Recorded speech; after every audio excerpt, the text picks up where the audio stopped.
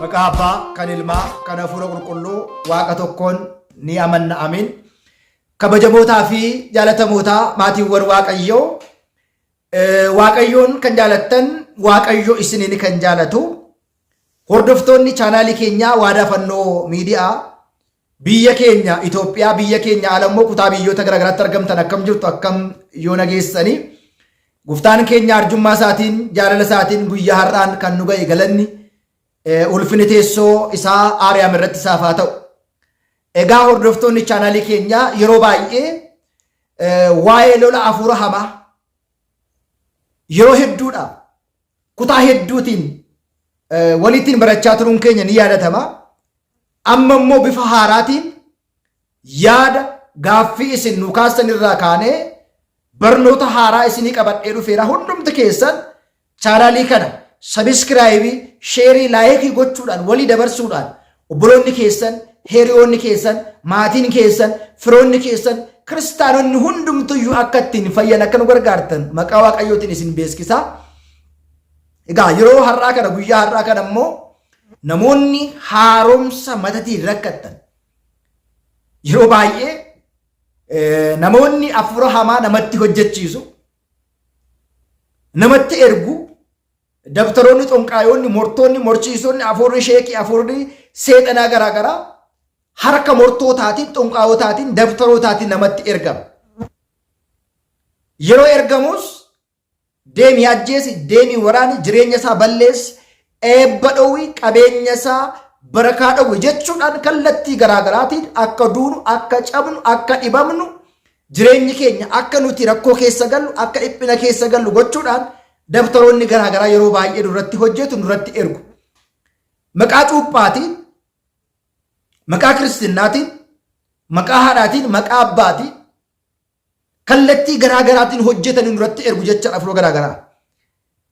Barumsa kana erga dhaggeeffanneen booda, barnoota kana erga fudhanneetiin booda, yoomillee dabtaroonni, xonqaayoonni, warri moran, warri morchiisan nurratti hojjechiisuu tasuma hin danda'an. Ergamees yoo dhufe bifa ittiin of baraaruu dandeenyu guyyaa har'aa kana maal isinii jedhee hafuura hamaa nurratti hojjetamu, nurratti ergamu, dabtaroota, xonqaayoota nurratti hojjetame tokkoffaan akka irratti waan namaa hin hojjenne, lammata immoo ergamee gara keenya akka dhufu, isa ergame sana immoo deebisnee qaama erge sanatti bifa ittiin deebisuu dandeenyu tooftaa tokko walitiin laallaa, walitiin baran. Meeqan keessantu qophiidha? Meeqan keessantu jabaadha? Meeqan keessantu waan kana of baraaruu danda'a jennee gaafa ilaallu keessuma seexanni, hafuurri hamaan, hafuurri xonqolaan dadhabbii keenya, laafiinsa amantaa keenya, kadhachuudhaaf dhiisuu keenya, soomuu dhiisuu keenya, sagaduu dhiisuu keenya arguudhaan baay'olii keenya kan isaa, maatolii keenya kan isaa taasisee jira jecha. Kanaaf egaa barnoota kana keessatti akkaataa sagadaa, akkaataa soomii, akkaataa hafuura hamaa kana ittiin mo'annuuf injifannu, warreen hamaa hojjetan hamaa maaliif hojjetanii, maaliif irratti haaromsanii, maaliif irratti ergani jennee dubbachuu hin dandeenye. Dhibee keenyaaf qorichi keenya, qorichi isaa yoo beekame waan hundumarraati bilisa ba'uu dandeenya jecha. Yeroo baay'ee barnoonni kun kutaa hedduun kan baratame, kan kenname gaafa ta'u namoonni baay'een barnoota kana dhaga'uu, ittiin fayyuu, ittiin of baraaruu, ittiin maatii isaanii baraaruu, ittiin qabeenya isaanii baraaruu hin barbaanne. Maaliif? Baay'ooliin isaanii hafuura hamaa fi hafuura Waaqayyo, hafuura xuraa fi hafuura qulqulluu, abboolii lubootaa fi dabtaroota, xonqaayoota adda baasnee waan hin beekneedhaaf kaan isaanii luboota ija tokkoon laaluu, mana kiristaanaa keessatti hundumaatiin waan hojiin akkasii hojjetamu fakkeessanii laaluun namoota baay'ee biratti kan mul'atuu fi kan argamu jecha. Maarreegaa meeqan keessantu guyyaa har'aa kana qabee lola kana keessa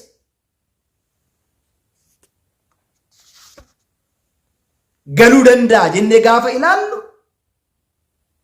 meeshaan ittiin daabiloosiin lollu, daabiloosiin mo'annu, daabiloosiin injifannu, hojii inni hojjetu ittiin dhaabnu harkuma kee numa harka jira jecha. Namni akkuma inni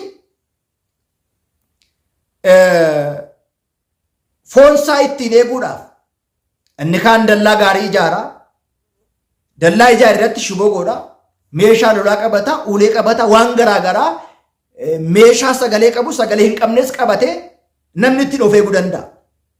Kan isa ganaa garuu dallaan seeraan ijaarame shiboo qabu, dallaan ol ka'ee ijaarame, dallaan jabaa qabu isa hin hambisu. Afurri hamaan yeroo isheen seentu, yeroo isheen gara keenyatti ergamtu, yeroo sa'aatii isaa hin beeku. Oolee bulee keessa garuu dhawaata keessa adeemsa keessa garuu nutti dhaga'amaa deema. Haa ta'u malee garuu harka dhibba keessaati kiristaanonni keenya baay'oliin isaanii waan kana barnoota kana beekanii ittiin fayyuu fi ittiin baraaramuu hin dandeenye. Namoonni baay'een hojii koo jedhanii taa'anii hojii kana hojjetan baay'ee isaanii jiru. Isaaniif galii guyyaati.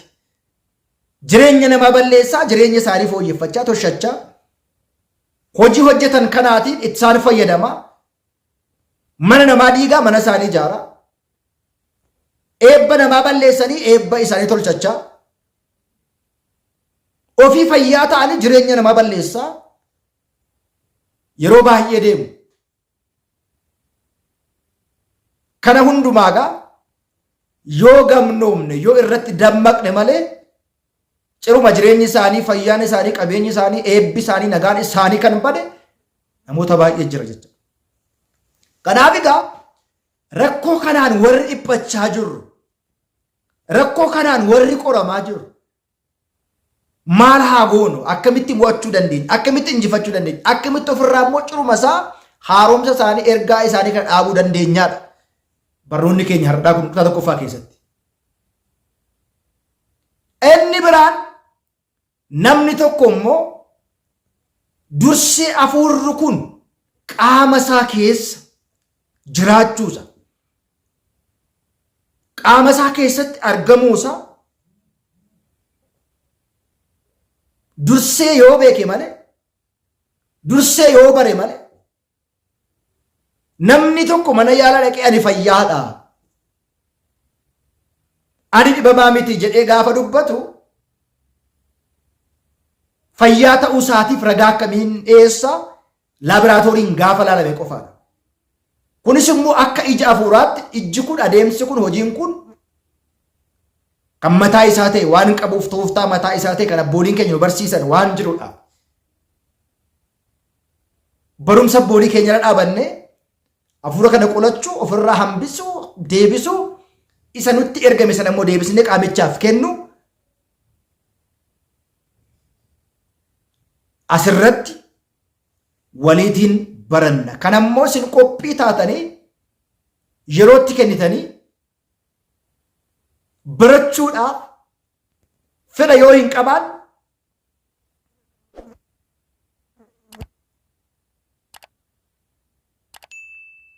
waan kana dhageessanii hojiitti koo hin barbaanne, ittiin fayyuu, ittiin of baraaruu tasumallee hin dandeessan jecha. Kanaaf egaa barnoota kana seeraan barachuun wal duraa duuba isaa tartiibasa. Hordofuun warreen kanaan fayyadaman, warreen cinuma isaa dhaaban, warreen fayyan baay'een isaanii jiru. Isinis kanaa wal qabate yaada gaaffii kan qabdan asirratti seentanii gaafachuu dandeessu. Barnoota kana barachuu dandeessu, of baraaruu dandeessu.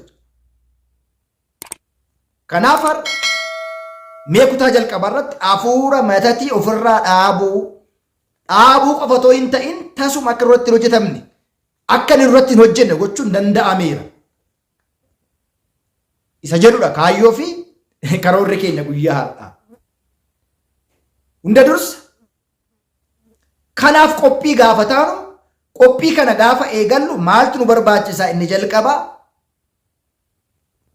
bakki sagadaa hunda dursa kan dursu bakka sagadaati. Bakki sagadaa hin dursa. Daabiloosii loluudhaaf, injifachuudhaaf, mo'achuudhaaf inni tokko bakka sagadaa qopheeffachuudhaaf hunda dursa. Egaa akkuma beekamu loltuun tokko gaafa gara dirree lolaatti yookiin immoo dirree waraanaatti deemu hunda dursa meeshaa isa barbaachisu hidhannoo guutuu isa barbaachisu hidhateetu deema.